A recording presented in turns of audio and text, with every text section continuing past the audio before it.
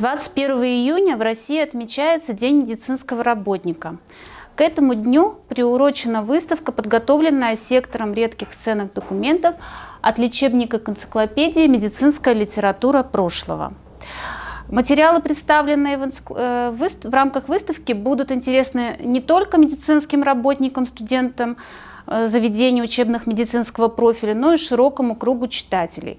Среди документов, представленных в экспозиции, это редкие ценные издания из коллекций Национальной библиотеки, и научные, и научно-популярные издания, издания энциклопедического характера, а также публикации, посвященные рецептам народной медицины и различным знахарским методам лечения. В рамках экспозиции можно познакомиться с народными методами лечения удмуртов. Они представлены в книге «Ватики Сарапульского уезда» Вятской губернии Григория Верещагина 1889 года. А также со знахарскими методами исцеления, описанные этим же автором. Были они опубликованы в «Известиях Сарапульского земского музея», выпуск 3, 1913 год. Статья, публикация называлась «Коновальство и знахарство в Прикамской губернии». Но, наверное, самое интересное издание, представленное в экспозиции, это лечебник XVII века, подготовленный этнографом, энциклопедистом, известным нашим священником Николаем Николаевичем Блиновым. Вышел он в сборнике «Известия изучения общества Прикамского края» в 1917 году. Лечебник XVII века был подготовлен Блиновым, и в самом вступлении есть история создания лечебника. Автор описывает различные методы обрядовой медицины, переводит старые меры веса в современный аптекарский вес.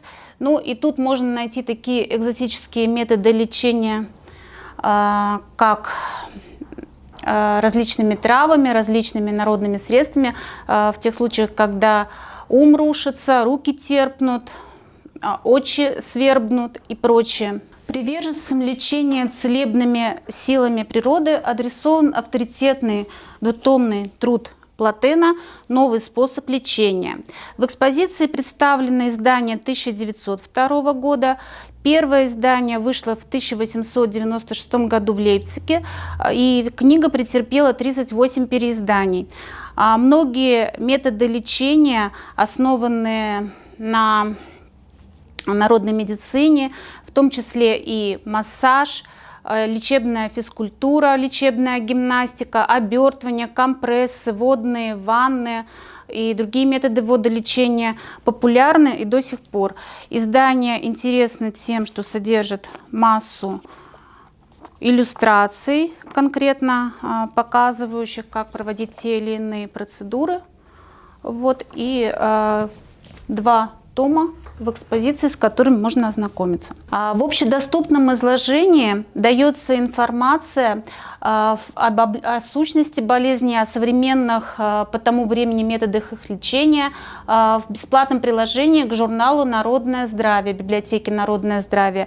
В экспозиции представлено 11 выпусков за 1911 год, и здесь можно узнать о таких болезнях и о методах их лечения, как рахит, экзема и почесуха, оспа, золотуха, проказа, чехотка, тучность, судороги, аневризмы и другие болезни, которые были, видимо, часто встречались в то время и требовали лечения. Среди энциклопедических изданий, представленных в экспозиции, 5-й том, посвященный медицине, народной энциклопедии, 1911 год. Эта книга, этот справочник был издан Харьковским обществом распространения в народе грамотности, поэтому вся информация представлена изложена максимально доступным языком, богато иллюстрирована книга, адресована была широкому кругу читателей. Также среди энциклопедических изданий терминологический словарь медицинских терминов, книга «Мать и дитя», автор Жук, посвящена гигиене ухода за грудными младенцами и лечение различных заболеваний грудных младенцев, также к гигиене беременных.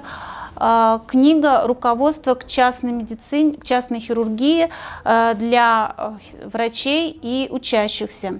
Вообще в конце 19-го, начале 20 века с ухудшением военно-политической обстановки в мире все большее развитие получает военно-полевая хирургия. И, соответственно, появляется много справочников, практических руководств, связанных с лечением огнестрельных ранений, болезней, полученных в ходе военных действий. В нашей экспозиции есть такое издание 1915 года, времен Первой мировой войны, лечение инфицированных ран на войне, подготовлено консультантом-хирургом Красного Креста, профессором Петровым. Прежде всего, автор обращает внимание на то, как избежать инфекции, которая была в то время, часто встречалась в военных госпиталях, ну и дает всякую информацию различную по тому, как с ранами бороться и бороться с различными болезнями, которые возникают во время военных действий. И хотелось бы обратить особое внимание на две небольших книги на удмуртском языке. Эти книги были изданы в 20-е годы издательством «Удкнига» нашим. И это была целая серия небольших книг, адресованных народу по гигиене, различным методам лечения, уходу за больными. На данной выставке у нас представлена книга, посвященная детским болезням. И, наверное, будет интересна книга, посвященная испанке. «Инфлюенса» она называется. Была она подготовлена в 1929 году, издана. Ну и здесь на те времена, на то время самые передовые способы лечения испанки, о том, как ухаживать за больным, вообще объясняется, что это такое. И, наверное, в нашей сегодняшней ситуации, связанной с пандемией, широкому кругу читателей будет интересно посмотреть, как боролись с различными болезнями, инфекциями, в том числе вот испанка, да, на удмуртском языке у нас книга о ней представлена, и инфекционные, неинфекционные болезни в прошлом, какие методы лечения применялись. И хотя из лечебников, представленных здесь, больше методы медицины народной связаны с обрядностью, тем не менее в то время люди очень много уже знали о травах, об их свойствах, о различных вот таких методах гигиены и профилактики, связанные с водолечением, с солнцелечением. Наверное, будет интересно ознакомиться с такими книгами.